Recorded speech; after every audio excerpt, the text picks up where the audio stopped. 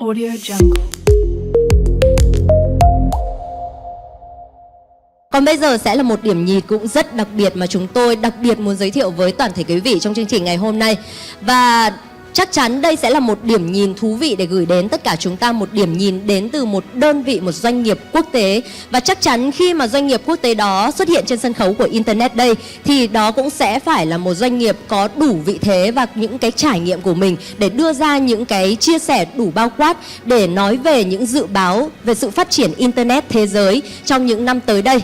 Và đây cũng là một đơn vị nhận được một đề xuất rất đặc biệt đến từ cộng đồng người tham dự Internet Day năm 2022, đề xuất là sẽ mong muốn được đại diện nhân vật này xuất hiện tại sự kiện của chúng tôi. Và đó chính là lý do mà ban tổ chức của Internet Day đã liên hệ trực tiếp tới nhân vật này để có thể mời tới sự kiện ngày hôm nay. Và sáng ngày hôm qua thì nhân vật ấy đã đáp máy bay về Việt Nam để có thể cùng sẵn sàng kết nối với tất cả chúng ta trong sự kiện. Và xin được giới thiệu cũng như mời lên sân khấu ông Gustavo Fuchs, General Director Solution and Technology, Google Cloud Asia Pacific, sẽ là nhân vật chia sẻ với chúng ta về những điểm nhìn quốc tế về sự phát triển của Internet thế giới.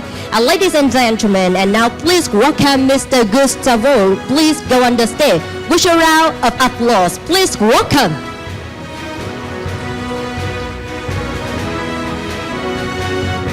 Good morning, sir. Good morning, Vietnam. It's great to be back here in Hanoi. Thank you for inviting me. Thanks, Vietnam Internet Association, ministers, all Internet pioneers here in the room. It's such an honor to be back in the country celebrating such an important moment. 25 years of Internet becoming commercially available in the country.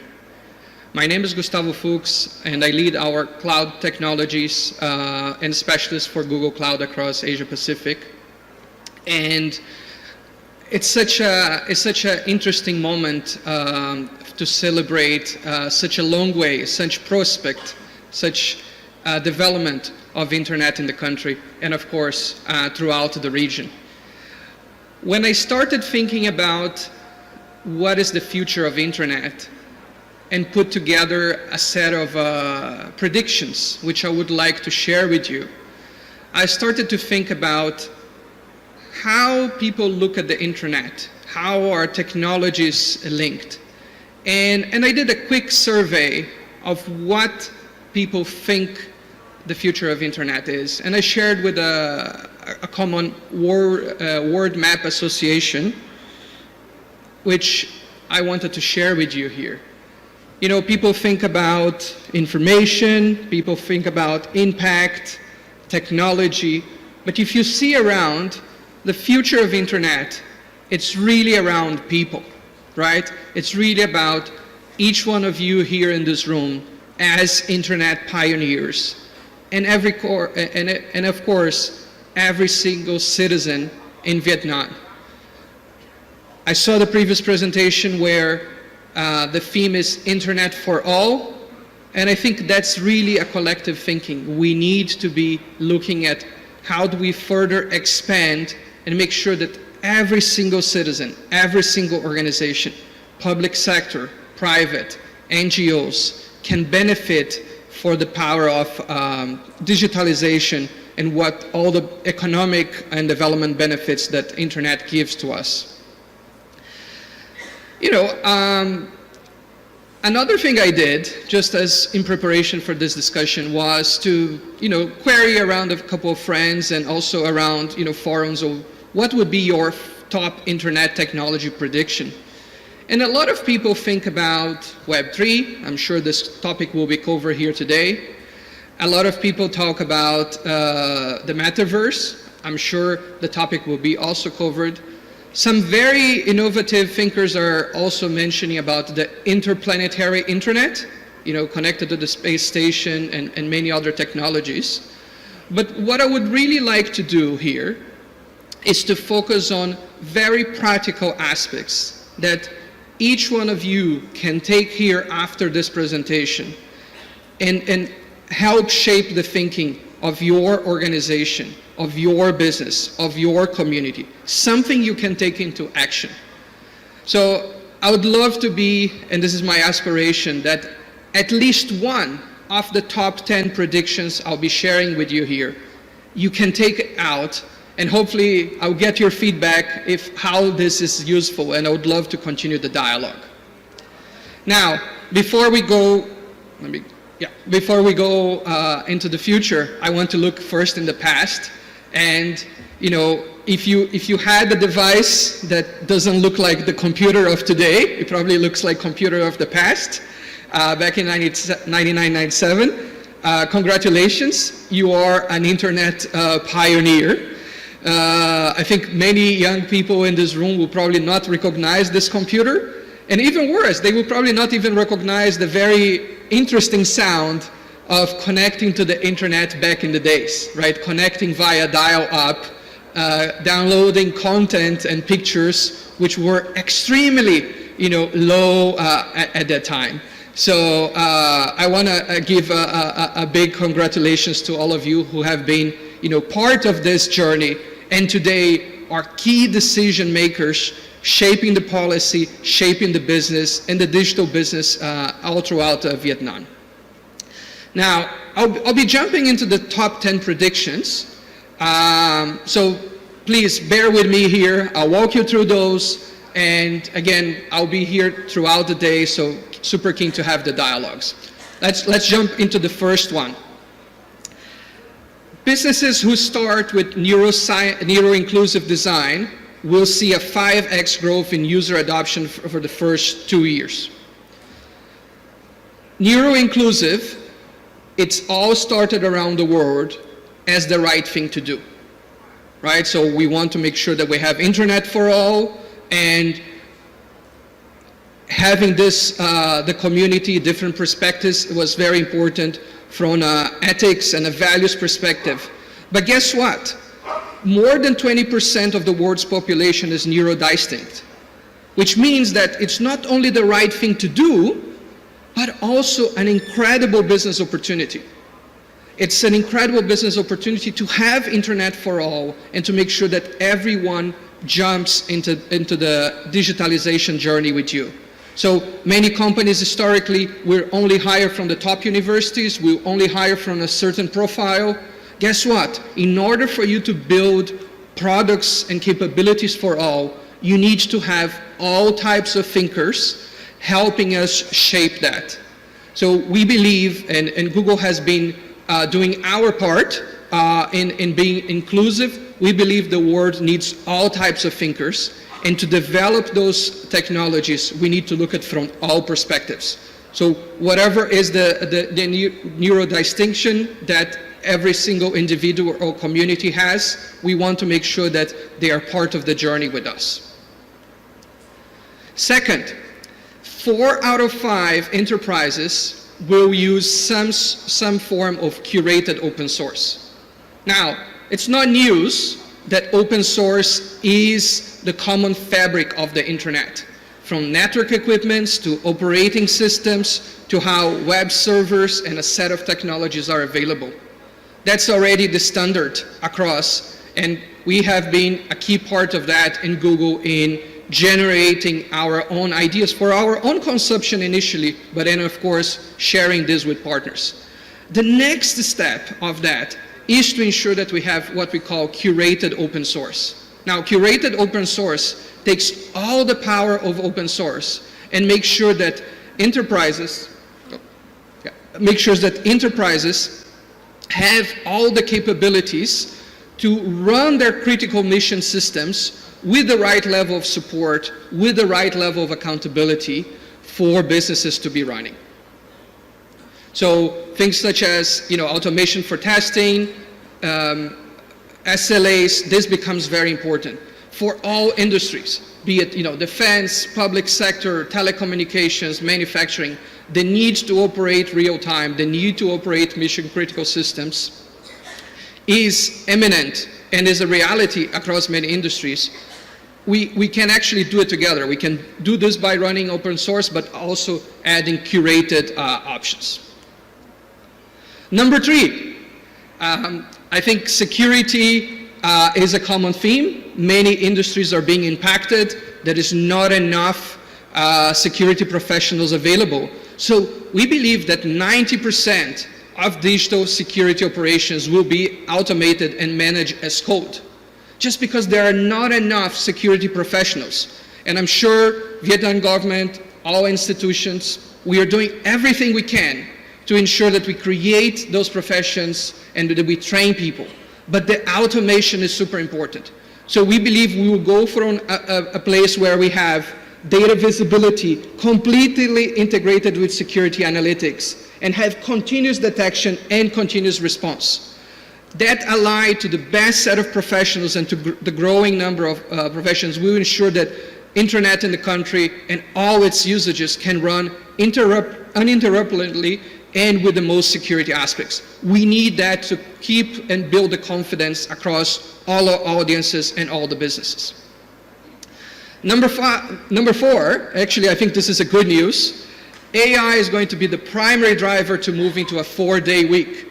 Hopefully there is a lot of people here excited about this potential, not only to make sure that we have more time to build the future of the internet, but as well enjoy and get more meaningful space in our lives.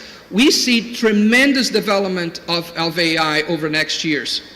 Google by itself, I think we could say that we are an AI first company, and really from the beginning, from search to YouTube to all our cloud propositions, AI is a core mechanism. So what we will try to do, of course, there is a lot of things on the policy side we need to be addressing on AI to make sure it's safe, secure, protects information, but it will be an incredible tool for us to continue the next wave of jobs and also for us to have more balanced lives among ourselves. Number 5, and if you are in the data business here, if you were what we used to be called DBAs in the past, now data engineers, data scientists, I'm sure you will relate to that. So we believe that 90% of data will be actionable in real time with machine learning. If you subscribe today to a music service, Spotify as an example, great partner of Google, anytime you listen to a song, you actually get, in your next day or a couple of hours later, you get recommendations of what those songs or the songs that you might like. At the end of the year, you get recommendations of all the songs, a collection of what actually you have heard. Imagine that such capability is available in every internet property, in every government service that you do, right? Sometimes you would say, hey, I'm paying my taxes or I'm using a public sector. What's the next best action of that? That capability of linking data with machine learning will be democratized across all the services. For the school of our kids, for health service, not only for the e-commerce that we use in our everyday that suggests new products for us to buy. If you are also in data, there is an incredible challenge today of collecting and putting it together transactional and analytical workloads. They are today very much separate. You have your transactional operational databases and you have analytics. Those two words are in many ways divided. You have different types of professionals, you have different types of products. And we believe that those barriers are going to be coming down. They will be unified and new database products will be able to get you to a unified world. Not only ensuring and exposing those capabilities and those data points for machine learning and AI, but also ensuring that all data professionals, which are probably the most exciting area in terms of profession and development, are working on the business outcomes, on the use cases, rather than on the technology. We believe that those two systems that are very separate today, transactional versus analytical, will be operating all together to drive those personalized set of recommendations. Now, number 7, over half of cloud infrastructure decisions will be automated based on our organizational usage partners. So if you were part of the beginning of the internet, You may recognize your time set up in ISPs, connecting modems, working in data centers, set up in servers, right? So hopefully that's not a very unfamiliar picture to many of the internet pioneers here in the room. But that's very time consuming and not really productive. So what we believe will be happening moving forward is that with the right set of technology plateaus we're going through, such as performance trends for CPUs, cost of memory, cost of disk, power efficiency trends that are happening, we believe we'll go to a world where there is workload optimized infrastructure. Instead of just having computers that run your cloud requirements, you will have types of computers that are focused on machine learning, such as TPUs and GPUs. You will have types of computers such as the IPUs focused completely on infrastructure. And we see this more and more. There are 7 types of workloads that we have identified for our own usage and for our partners that are very key among high performance computing, traditional workloads, decentralized computing, among others. So that journey of focusing infrastructure for what is the use case, for what is the business outcome, is definitely a trend we are seeing. Imagine in a couple of years from now, you will get to a world where you specify a workload and you get a recommended set of configurations, depending on what you're going to build. Imagine how much productivity and time you will save for your IT teams so they can build those capabilities at scale. Now, number 8, I think we talk a lot about sustainability. Sustainability for us is all about not only measuring capabilities of your carbon emissions, but also reducing them. So we believe that 3 out of 4 businesses would lead with sustainability as their primary business principle. Not only to address regulational demands, but also to create new business opportunities. So we see ourselves doing that. This is an example of one of our data centers, which is from the design, from inception, built with sustainability in mind. Not because of regulation only, but because of opportunities for us to be driving our revenues up, reducing costs, and make sure that we are contributing to the world environment. We see today that 65% of businesses want to improve their sustainability efforts, but also 36% see that there are not enough tools for you to measure and reduce those. So this is an area we are working very closely with all our partners, and would love to have discussions with you on how we take that forward. Now, our prediction, number 9, is that half of the organizations will be using public cloud to freely switch between their primary cloud provider and actually result on multi-cloud. I saw something in the agenda here that we'll be talking about multi-cloud. And multi-cloud is a reality for many companies. All the businesses we are speaking, government departments, they are looking for for multi-cloud to ensure they have the business balance and the business health for that. The next step for multi-cloud strategy is to make sure it becomes really a natural evolution, and the transition between one cloud and another is a daily operation without having a concern. I would say probably like how many telco operators manage to live with different types of providers in a harmonious way. And we as users, we don't see a difference. If I'm here and I walk to another tower that's provided to a different vendor, the telcos make this very, very transparent for us. We are evolving to have multi-cloud as part of that. And number 10, very, very important. Over half of all business applications will be built by users who do not identify as professional developers today. Back in 1997, I think there was a point in time back in my home country where there was this question, do we need more developers, right? Maybe we have built everything that we needed. If we fast forward 25 years, we couldn't be more wrong. Developers continue to make a difference. Developers continue to build all the capabilities. Imagine in the last pandemic, how many applications were built, right, in a very short span of time, and how do they continue to evolve to the ever evolving demands of the world. Developers is probably a big priority for all governments and all businesses in terms of making the difference. It's not only technology companies that are looking for developers.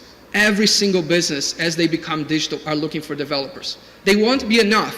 So it's very important that we democratize the process of making development easier. We need to make sure that we cater for all.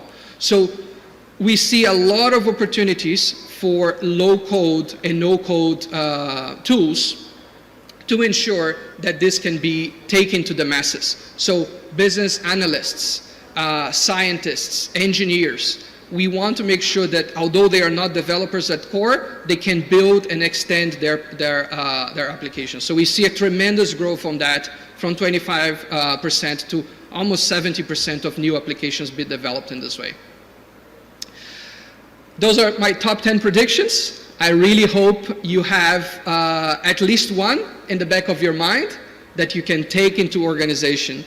I want to say that Google and Google Cloud, we really believe in the future of the internet.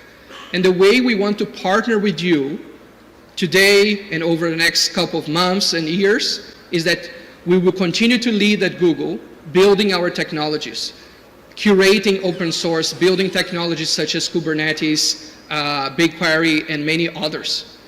We will continue to support our partners across industries, across government, private, public sector. And we want to make sure that throughout our mass scale products such as search, ads, YouTube, educational products, we can enable everyone to make sure that you are part of the internet, you're part of the digital economy. So I want to say big thank you to you for having us. It's such a pleasure. I really appreciate the partnership. Thank you very much.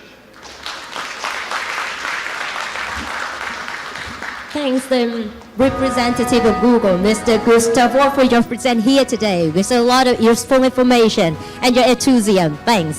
Và quý vị thân mến, và tôi tin chắc rằng với những chia sẻ đến từ Google vừa rồi cũng sẽ là một bài trình bày được rất nhiều tất cả chúng ta cùng chờ đón. Và với những cái chia sẻ đến từ Google thì sẽ có rất nhiều những con số và thông tin hữu ích đã được chia sẻ trong chương trình ngày hôm nay.